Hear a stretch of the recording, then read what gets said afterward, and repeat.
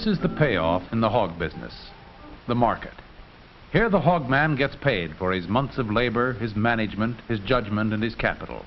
The market is the end of the line for the hog raiser. Frank Farmer seems happy as he pockets his check and heads back home. He has reason to be happy. He sold what the market is looking for, meat-type hogs. There are thousands of hog raisers in Illinois, and many of them are on the market today.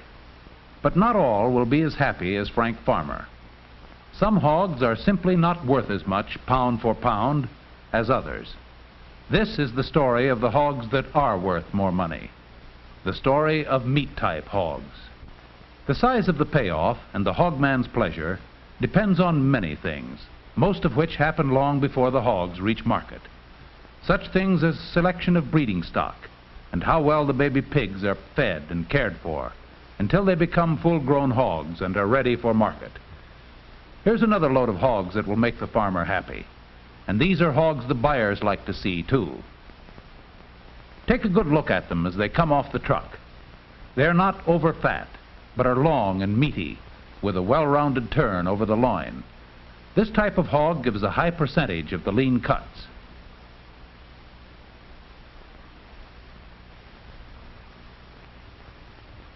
Buyers from several companies will look them over, and buyers know hogs, and bidding against each other they find out what these hogs are worth. To see how important hog raising is to Illinois farmers, look at this chart. Almost 1/4 of the total cash farm income comes from hogs. Here's another familiar everyday scene. The American housewife shopping. She's the person everyone in the meat industry, producer, packer, retailer, is trying to please. Let's follow this determined young lady past the meat counter, where there are all kinds of meat, each competing for her attention. What does she buy? Not the ham slice with all the fat that will fry away in drippings. She doesn't want these pork chops, not enough lean meat.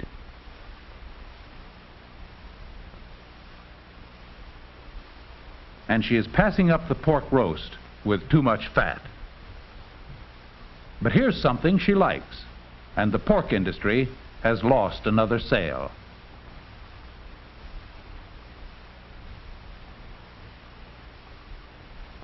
Fat pork has been losing in popularity. Quality today means lean pork, pork with only enough fat for flavor and tenderness. Years ago, hard labor called for energy, which pork fat supplied so well. But today, in all lines of work, many jobs are done by machines. It doesn't take as much human energy to operate a machine as it does to wield a shovel. We've been losing in popularity to the improved vegetable fats. Improved lard has regained a little of the market, but still faces keen competition. Huge quantities of pork fat formerly ended up in soap, and we all know the story of the rapid rise of detergents. Solution to this problem lies in producing a meat-type hog, a hog that will yield a lot of lean meat and relatively little fat. This is a meat-type gilt. She's of moderate length, has a trim underline, and around the jowl. Notice the tail head when you look at a hog. If the tail head is countersunk, as it is here, the hog is too fat. On the meat-type hog, the tail head sets well out on the body, showing that the hog is carrying a lot of muscling and not too much fat. The meat-type hog on the right has a gradual arch over the loin. Compare this turn with the broad, flat arch on the fat hog. A broad, flat arch is one sign of too much fat in proportion to lean. The meat-type hog is longer than the fat hog, but still not extremely long. Compare the length of the meat-type hog with that of the fat hog. The short hog has to put on a high proportion of fat to reach market weight. Proof of the pig, of course, is in the carcass. Let's examine the sides from the same two hogs. The side on the right is from the meat-type hog, and the side on the left from the fat hog. You'll notice that both carcasses are firm, but the side on the right will give more of the lean cuts. Measured from the point of the H-bone to the first rib, this hog is 30½ inches long. Back fat is important too. It's measured first over the first rib.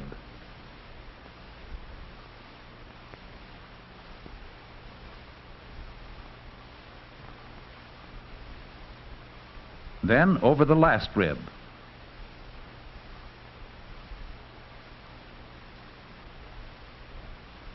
And finally, over the last lumbar vertebra.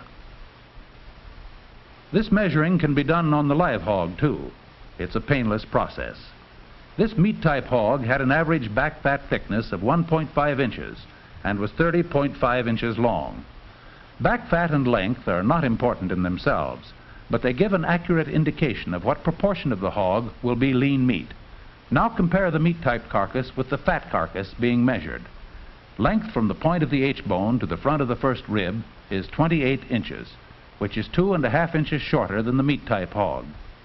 Notice how uneven the back fat is on the fat hog. It's much thicker, averaging 2.1 inches, more than 1/2 inch thicker than that of the meat-type hog. In other words, the fat hog has a much heavier and a much more uneven covering of fat than the meat-type hog.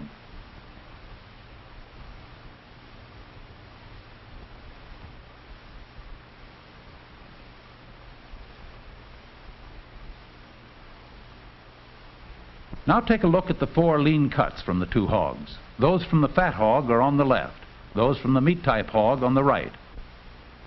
And here is the fat trimmed from one side of each of the hogs. Again, that on the left is from the over-fat hog. Here's a quick summary of the 2 carcasses. The meat-type hog was 30½ inches long, compared to 28 inches for the fat hog. Back fat thickness, 1.5 inches, compared to over 2 inches.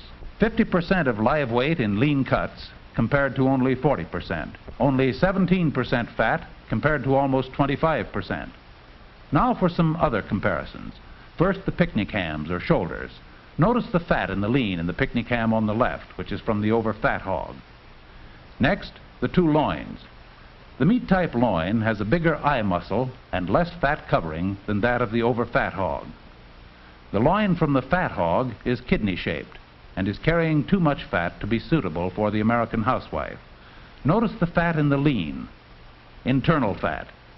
Extra fat shows up more in the loin than in any other cut.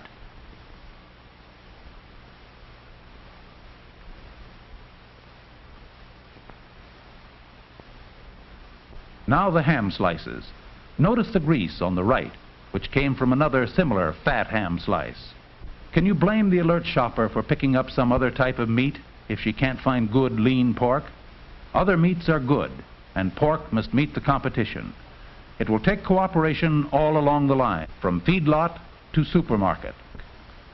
Buyers are helping solve the problem by bidding more for the hogs that will dress out a high proportion of lean meat, by paying more for the meat-type hog. The meat-type hog is worth more, and for the same reason, the fat-type hog is worth correspondingly less. This is the first step, providing an incentive in dollars and cents to the American hog producer for putting a hog on the market that will meet today's demands.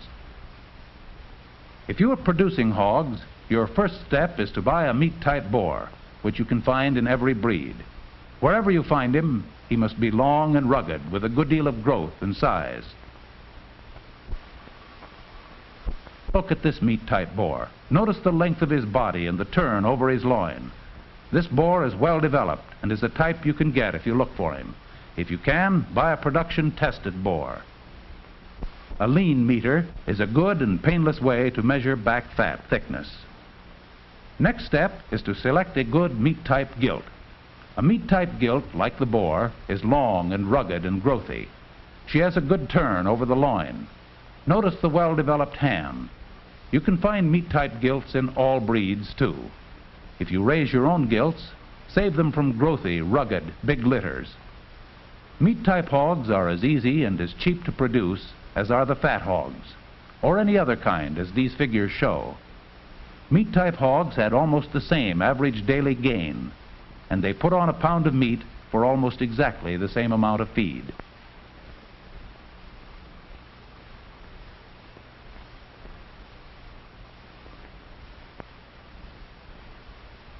The pork industry has been good to Corn Belt farmers.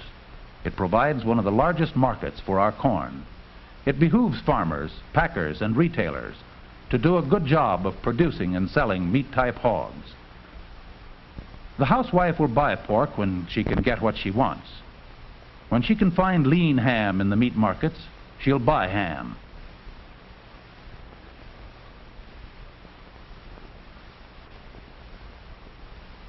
She'll buy pork chops too, but she wants the good, lean pork chops.